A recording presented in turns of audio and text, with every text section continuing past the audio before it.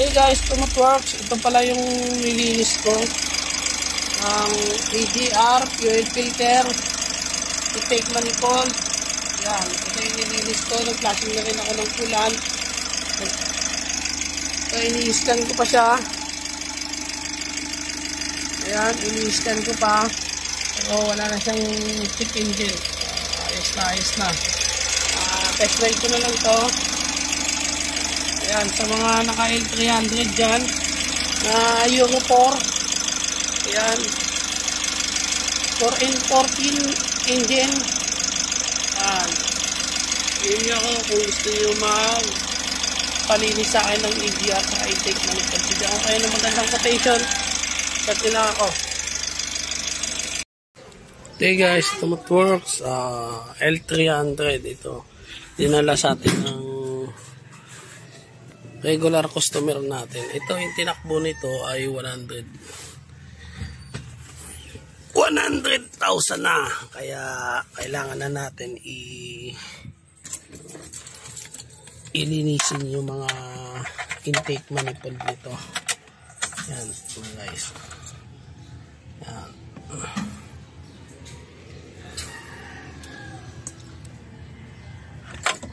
Kaya 100,000 na yung tinakbo niya.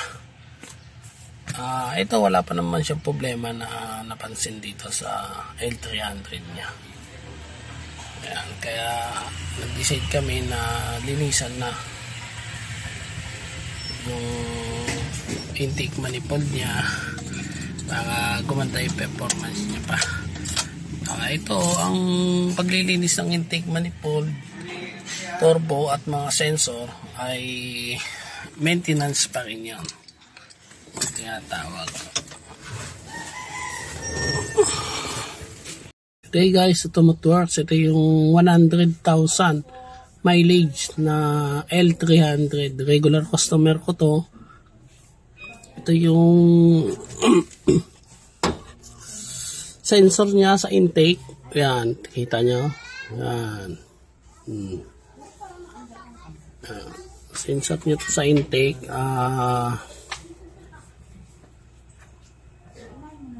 Temperature sensor ng intake niya. Ayan, pagka ganyan na sobrang dumi na, ibig sabihin yan ay malakas na yan sa gas.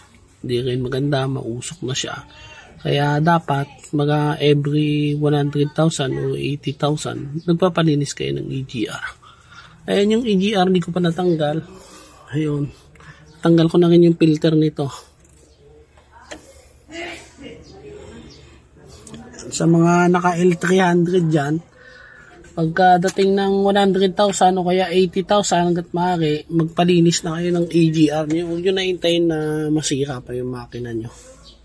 Yan. Chat nyo ako kung gusto nyo magpa-service sa akin. Yan.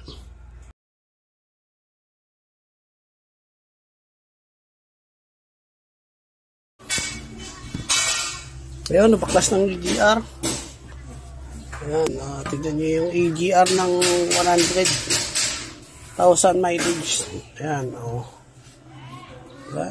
Ayan, sobrang dumi ng EGR. Ayan, sobrang dumi,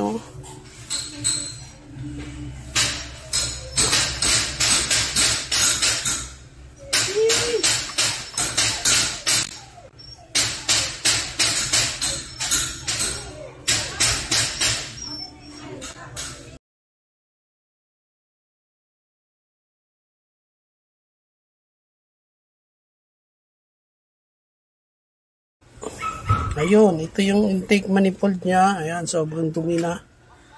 Ayan, ito yung 100,000. Ayan, ayan, kapal na yan, Ayan, kapal na ng 100,000, Kaya hanggat maaari, every 100,000, magpalinisan ng intake manifold.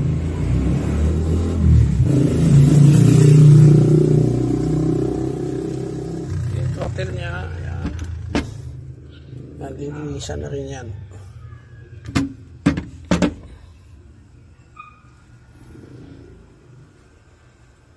Buo na to.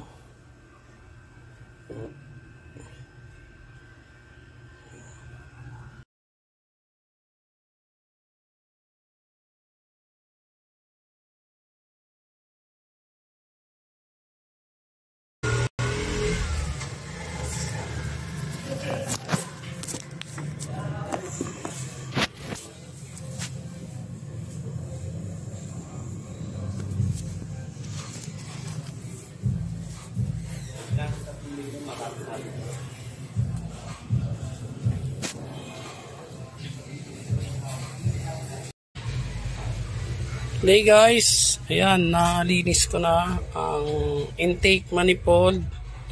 Ayan, ito, nakalinis na ito. Ayan, malinis na yan. Tapos, ito yung throttle body nya. Ayan, ito yung intake manifold. Ito naman yung AGR nya. Ayan, malinis na. Ito naman ang temperature, intake temperature nya. Ayan, malinis na. Ito naman yung sa filter. Ayan, nilinis ko. Kanina stock up na to dahil sa dumi ng filter. Ayan. Ito yung feed pump. Sabi niya. Ayan, ito yan. Yung filter niya, binilang ko na rin. Yung bagong filter na dito. Ayan. Ayan, bagong filter. Kakakabit ko na yan.